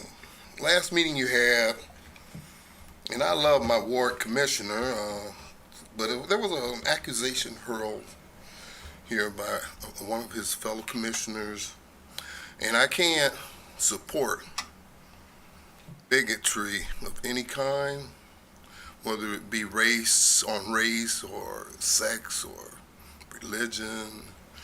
And so I asked this commissioner for the supporting documentation on the accusation he made against my ward commissioner, because it very well changed the way I feel like voting. And so if my commissioner made whatever accusation was alleged, then he owes that person an apology, that community an apology. And I just wanted to know if the mayor has this document, if you have documentation on this alleged incident. That's all. I don't know, but it could very well affect how I vote. So if that documentation is available, I'd like it, and if it wasn't, and if the accusation is not founded, I'd like that commissioner to apologize to my ward commissioner. Thank you, Mr. Jenkins. Appreciate you joining this evening from Nelson neighborhood. Next up, we have, excuse me if I'm not going to pronounce this name properly, Mr. Olajarsik.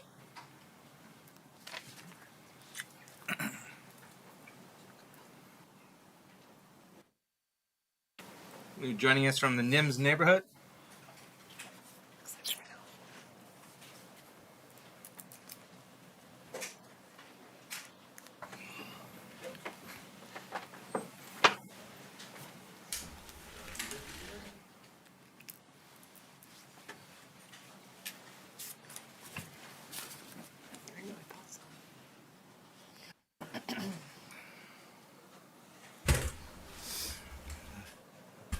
Welcome, sir. You have up to 3 minutes to provide your remarks. And you're welcome to introduce yourself as well. I don't know if I'd be able to mention all this in 3 minutes. I remember you. You're the guy that, when you were running for mayor, you asked if you could put your sign in front of my house. I live on Southern and Seaway. Great sign, but I never let politicians usually use it. But you said that you were going to do a cleanup job here or something, so I let you in, okay? But I'm beginning to wonder about some of these issues, and listening to this nonsense today. It's too bad that I'm 90 years old, because if I were 60, you'd have trouble, okay? I mean, I believe in recalls, things like that. Politicians don't like to hear things like that, but sometimes you have to tell them. And the issue I've had with this whole business, I own a house at 697 West Grand, so I'll have to talk about that. And then, of course, my own house over there. We got a neighbor across the street that's redoing a porch. He took the old porch out. That porch was put in 1957, I believe. It's still good, but he didn't want to paint, okay? So, porch, he had all these steel columns. They're not steel columns, it's just wrought iron stuff like they use in New Orleans. It's that ornamental iron.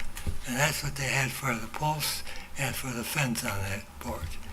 So he said, well, you can have it. And I have a big backyard there. I thought I'd put a little gazebo in it because I have no place to sit there.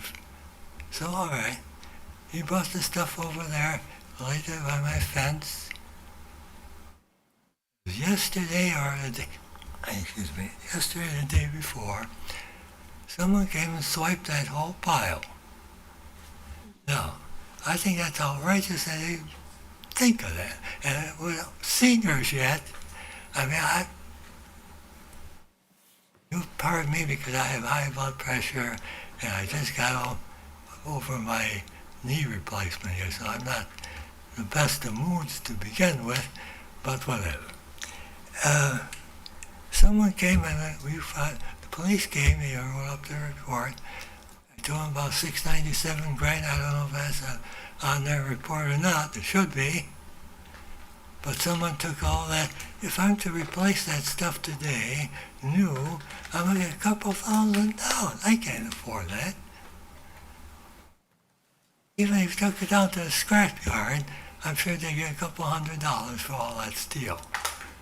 So then, about 2 weeks ago, maybe, it's a house on 697 Grand.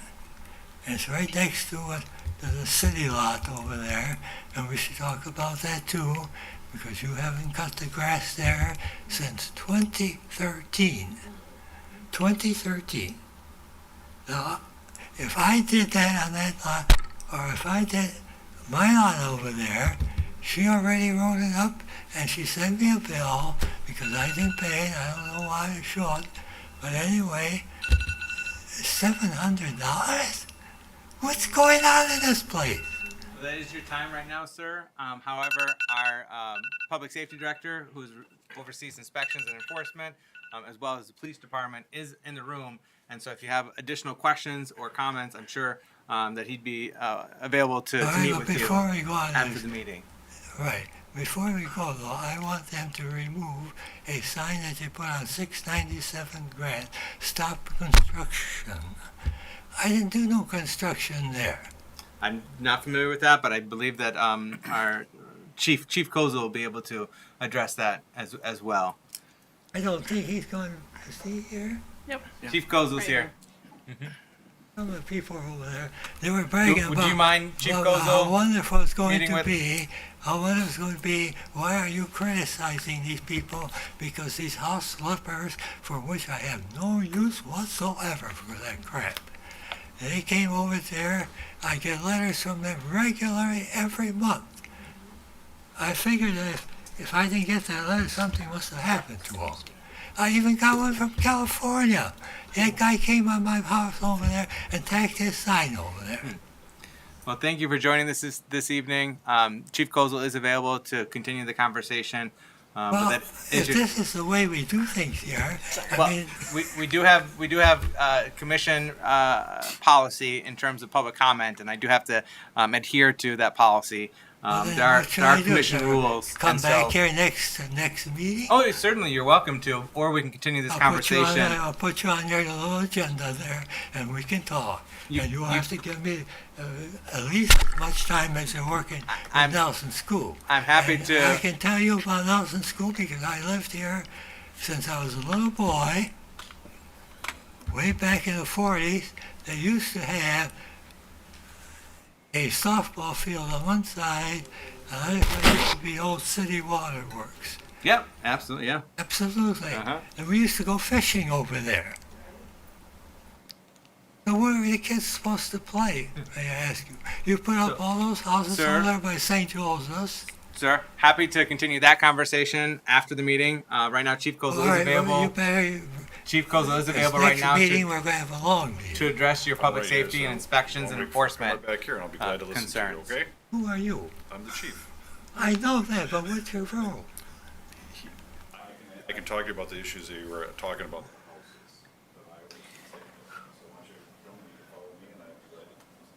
Oh, this is the craziest thing I ever heard of. Just that I tried to silence people here. Not at all, sir. You had more than your 3 minutes. Don't pull that crap on me. I'm happy to speak with you as well I put separately. 40 years into Thank you, Nelson sir. Community Association. I know this business right now. We used to have a smart ass out, Mayor Cruzy. He thought he had me. We got 4 new commissioners, and Michael over there was one of them. Thank you, sir. Don't talk about to the voters here.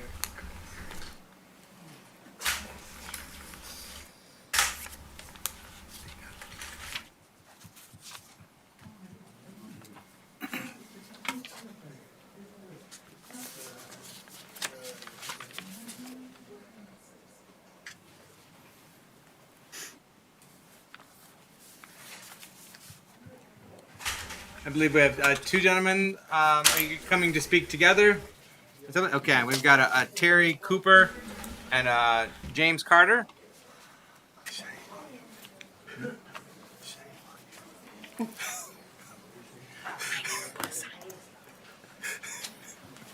This is oh, yeah, okay. I think you might know. Yeah. Okay. So they didn't give me a notepad. You and I can share. Yeah, that's right. Okay. No, right. Thank you. Oh, what? Yeah, I already have one. So just pass those 2 over to them. I just need one for one. Yeah.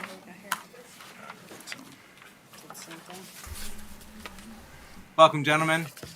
Good afternoon, Terry Cooper, Muskegon Township. My name is James Carter.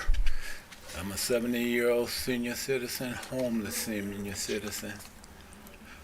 I've been homeless, 1 year. over a year. And from the time I have tried to apply for an apartment, For some reason or another, I've been turned down. I'm disabled. I have been sleeping in my car, and I don't feel like I have got fair treatment concerning my applications.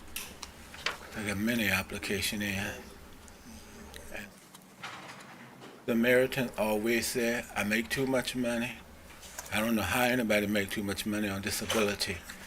You know, I've been disabled for 33 years, or I don't make enough money. I don't understand it. And the reason why we came tonight, we wanted to bring your attention because last year at the same time, he was the first one who applied for the apartment. We went to his caseworker. The reason why I got involved, my church group found him in the car. We done paid over $10,000 to keep him out of that car. Second page of that report we left with you all, to get a chance to look at it. His own caseworker could not get the information dealing with these guidelines. He also applied, Samantha have another apartment complex behind the old Kmart. 1 year ago, he put in an application, never heard nothing from him. There's definitely something going on. Because he finally got what he needed today, and if you look at the dates on there, it doesn't even match up with his caseworker. Also, they change people when you try to communicate with them. It's something, we're about to say discrimination, but we really like the commission to look into the situation. He about to get in another car. We can't afford another $10,000. I paid, the church paid almost $8,000, himself $2,000. So we'd like for you to address this situation, get back with him, myself, something need to be done. Okay. This is the phone number that was included here, Mr. Cooper. That's the best way to contact you? That's correct. Yeah. All right. We got 12 minutes. We did clear up all this credit because that's how we end up with a caseworker and all this. Okay. I believe our manager, Mr. Manager, is going to connect to the appropriate resources for follow-up. To try to get some additional context. Yep. Mm-hmm. Yep. Okay. Thank So staff will be following up. Thank you.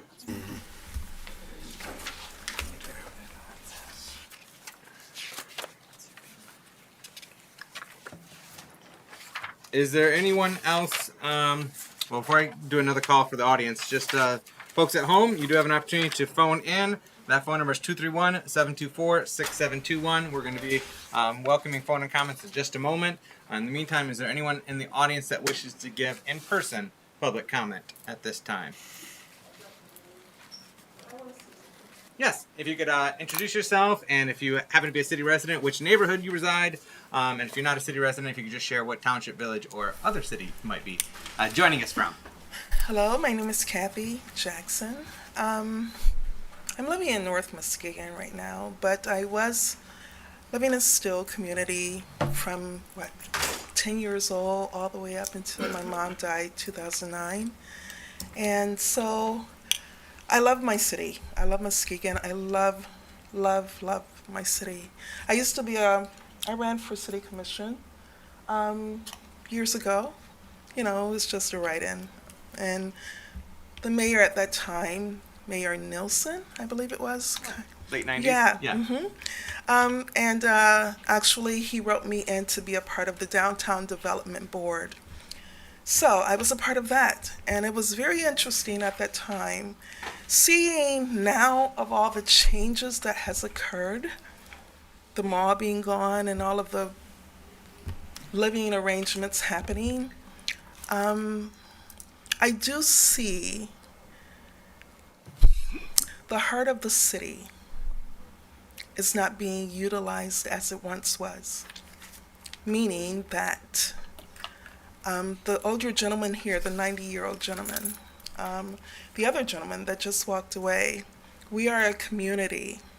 We are a community to address these things, especially when it comes to the elderly and the disabled. The city should give them the gift of whatever it is they need, first of all. Secondly, when it comes to the heart of the city has it where everyone, no matter what race, culture, you know, lifestyle, whatever, you know, pay grade, would be able to come to a region where they're shopping, where they're eating, where they're socializing, all race and cultures. That used to be, but it is not now. And that's causing an issue with this place of growth. We need to get back to being a community, not saying that what you're all doing is put a halt on it, but let's remember we're in another era. And that era is whatever areas is going to be blessed would be one that brings the community together as a heart. If we do it selfishly, it's not going to be blessed. This area, Muskegon, is known as Indian territory. All of it, all of the lakefronts are. There was one who said this years ago, Chief Settle. He said to those who wanted those regions, he said, you can't buy the sky, nor the lakes, nor the land. He said, if you do not respect it, it will fight back. Remember that, and then let's come together as one. The Thank older you. gentleman, just give him the gift of whatever he wants, please. He said if he was 60, you would be in trouble. Thank you, Ms. So Jackson. with that, I just wanted to say I'm glad to be here. Please move forward accordingly, because if I was still in Muskegon, I would be here. But, you know, things happen. I can go into that another time, but Thank you, Ms. Jackson. Appreciate you joining us from North Muskegon, and I hope you have an opportunity to return to our magnificent city of Muskegon. And the class of 1980.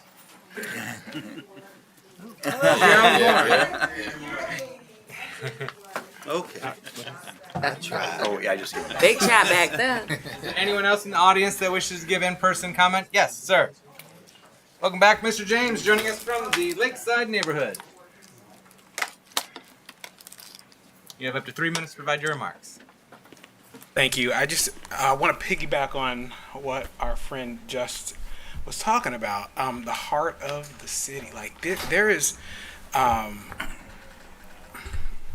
know, as I said when I was up here before, a lot of really valuable work that is going into creating opportunities for our community.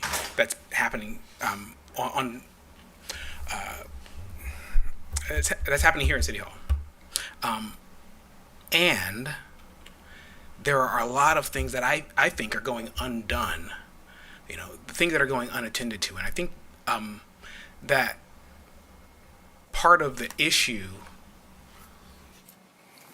is that part of the reason why these things are going undone is because we don't realize their significance. We don't even recognize that there are important things that we're missing. You know, there specifically. To one of the points that was just made here, like there is a cultural diversity in our community that impacts the way that people show up for the conversation of community development. Like people who have different cultural antecedents have different values and different attitudes and different styles and different ways of communicating that can very easily be misinterpreted when they are interpreted through the lens of another culture's values or another culture's habits or another culture's history and standards. So a lot of times the confusion and conflicts that occur, I have observed, seem very much to relate to the fact that we just don't understand each other well enough across the cultural lines to really interpret accurately the meanings behind our communication. So, for example, in European culture and history, the value of deadlines, we'll say as an example, is different from the value of timeliness in African American, Latino communities. And it's not because any one perspective is right or wrong, but they're just different. And in order to communicate effectively, it's really important that we understand why they're different and understand how to respect those differences. And that's just one example, but across a whole swath of different interactions, these different values are interrupting our ability to communicate effectively. And so I just want to bring that to your attention. Maybe we can consider that going forward. Thank you, Mr. James. Anyone else in the audience before we go to the phones? If there's anyone on the phones, again, that phone number is 231-724-6721 for phone-in public comment, and you'll have up to 3 minutes to provide your remarks. We'll give a few more moments for people to call in. Do you have someone right now? Well, there is somebody who's tried calling us several times, and I'm hoping that they call back. Okay. So whomever just tried calling, please try calling again. Yes, please. We will wait for you.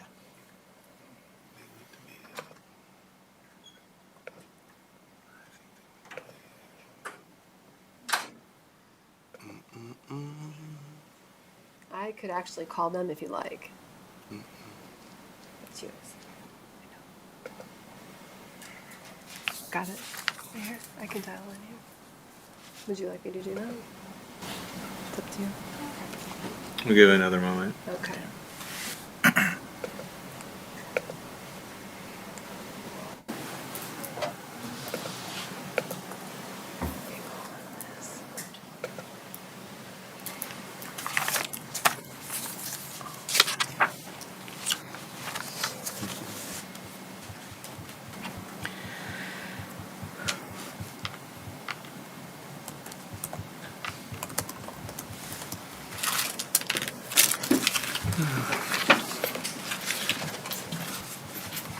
Maybe they got all their answers.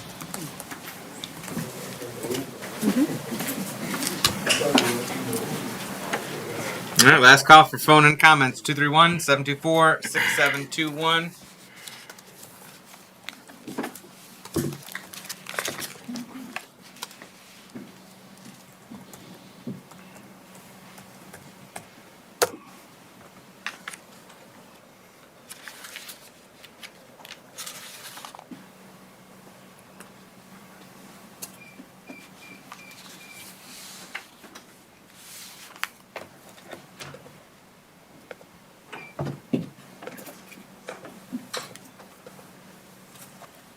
No calls? No, ma'am. All right. And Commissioners, I would entertain a motion to adjourn. So moved. Support. All right, we have a unanimous motion and support, but I'll give that motion to Commissioner St. Clair, supported by Commissioner Gorman.